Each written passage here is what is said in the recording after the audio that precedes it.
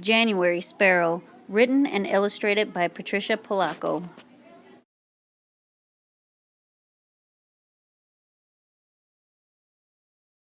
Sadie, the youngest crosswhite, shuddered when she saw the paddy rollers thunder into the slave yard on their horses, dragging a runaway on the end of a rope behind them. All of the slaves had been ordered to stand at the porch rail that morning. They all feared the same thing on that plantation. Master Francis Giltner, Sadie's mama and daddy, Sarah and Adam Crosswhite, and all her brothers gripped at the rail when they saw him rolling up in his fine carriage, setting right next to his youngest son, David, and his nephew, Francis Troutman. The paddy rollers hollered and whooped as they skidded to a dead stop, then hauled off in they horses and tussled the runaway to his feet. Sadie almost fell to her knees when she saw who it was they was dragging. It was January. He had been held so dear to her and her family for as long as she could remember. Her heart fair broke as they smoot him and pushed him face down in the dirt to stake his arms and legs. Sadie knew January was fixin' to run. He told her herself only 2 days before. He upped and did it. Sadie prayed he'd cross water and make it to Indiana, but now she could see that it wasn't a flick of a sorry dog's tail afore they done caught him and brung him back. Sarah, Sadie's mama, stumbled past January to Master Giltner's carriage and his son David. Sarah had held David's mama in her own arms when she was getting him born, but his mama died birthing him. No one knew what to do, so Sarah took that baby home with her. When she took that baby home, other slaves would say, "You lovin' one of those white folks is like dog lovin' the hickory what beats it."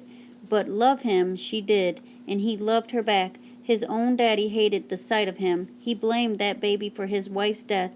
Sarah Crosswhite was the one onlyest person that loved David, so when her eyes fell on his now, he turned away. By the time the sun set that evening and everyone walked through the slave yard from the fields, January was gone. Each of them looked where he had laid and bowed their heads and touched their hearts. When Sarah and the children arrived home that night, they all ate in silence. Adam, their dad, arrived late, carrying a shovel, his clothes covered in mud, 'cause he said he had been digging a grave.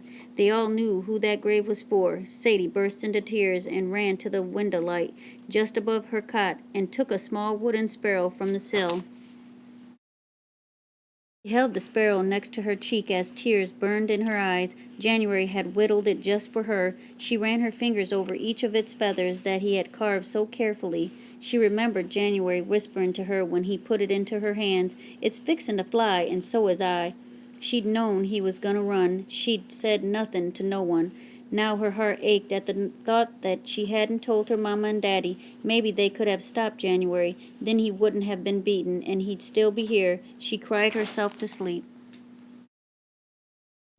The night was still and black. The next thing Sadie knew, she was shaken awake. "Wake up, Sadie, wake up," her mama whispered breathlessly.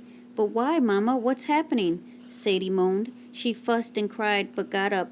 "Get dressed and pack only what you can carry, and don't light the lantern," Adam warned. So all of them felt their way around the cabin, pulling out clothes and crawling in 'em. The rest they stuffed into burlap bags. Sadie's heart was racing. All of the children and their mama huddled around the door in the darkness. "Hark now," their daddy whispered. "We are going to cross water tonight." Everyone looked at one another. Sadie just didn't understand what had happened. "Now all of you stay close to me. Thaddeus Quill is coming to take us to the boat," Adam whispered. "When Thaddeus arrives, they'll all sneak out, not making a sound." They crossed the slave yard, went by the big house, and finally stood near the Bottoms. Just as they were about to start into Eliza's woods, Sadie suddenly cried out, "Mama!" Sarah clapped her hand over Sadie's mouth. "Quiet, girl," Sarah warned. "My sparrow, January's sparrow, I left it on the sill," Sadie whispered. Her father knelt in front of her. "Oh, sweet baby, we can't go back for that now. It's too dangerous," he whispered as he hugged her and started into the woods. "Why are we leaving anyway?" Sadie sobbed. She couldn't understand where they were running to and why, without her sparrow. Sarah took Sadie's face in her hands. "They was comin' to fetch the boys in the mornin'. We heard it ourselves. They were gonna be auctioned off. Ain't nobody taking any of my babies," Sarah mumbled. They all walked in silence through the woods. After that, it seemed like hours, until Thaddeus put up his hand. They could hear rushing waters. "That's the Ohio," Thaddeus whispered. "And that's the water we gonna cross tonight," Adam added. Sadie's heart was beating so hard she could hear it. As they came to the bank of the river, they could see a small rowboat near the shore. "I hear!" a girl's voice called out from the shadow of the boat. "Get in!" They all crawled into the rocking boat. The current took the boat right away. The boat girl rowed with her head bowed so she couldn't see her face. Adam knew about the boat lifters. He knew not to call Sarah and her children by name, so if Patty Rollers took to beating the girl, she couldn't tell 'em names she never heard. He knew she wouldn't look at any of their faces, so she couldn't tell 'em about faces she'd done never seen. The girl took to pulling them oars with the power of a grown man. Sadie and her brothers caught their breath when the boat leaned way over with the strong current. "Hush now," the girl said. "Sound carries across the water. I done this so many times, I know every turn back, bottom rock, and whirl round in this here river, so don't none of you fret." All of them watched as the shore of Kentucky disappeared into the fog. They all tried to look ahead for the shore of Indiana where they were heading, but the fog was too thick. The boat pitched and rolled, and the water commenced to boil underneath them. Sadie, Ben, and Cyrus began to cry. John was trembling and clenched his teeth. They all knew that none of them could swim. "You know they's a line right down the center of this here river," the rowing girl called out. "One side of that line you is owned, the other side you ain't, and we crossin' over that line right now." They all looked at the water beneath them.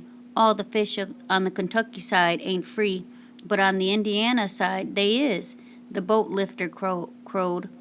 "Pretty soon you be as free as them fish." The boat turned on itself a few more times, and then, as fast as the churning came, it was gone. They could make out a little finger of land not too far ahead. Soon the boat grounded ashore. "Folks, this here's Indiana, a free state," the rowing girl announced. The Crosswhites tumbled onto the shore. "Watch for a lantern up on that ridge. They'll take you where you be safe," the rowing girl whispered. Then, without another word, she back-oared the boat into the river. The Crosswhites just stood there in the blackness of the night. They all pondered on that girl. She had risked her life for them and probably many others, yet they didn't even know her name.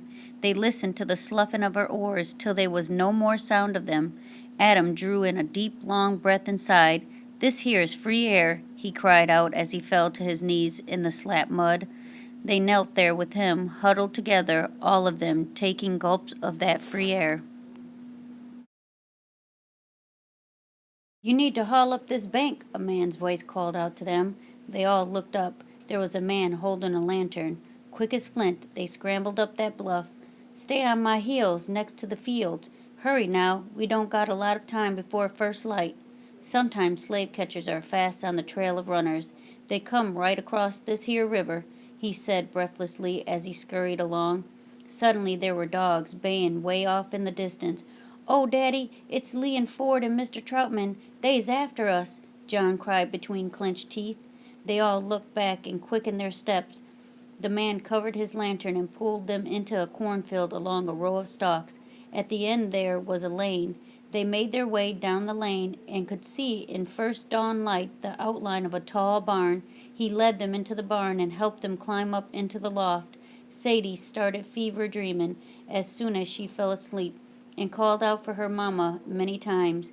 She had terrible nightmares about being caught, watching Lee and Ford beat her brothers and her mama and daddy.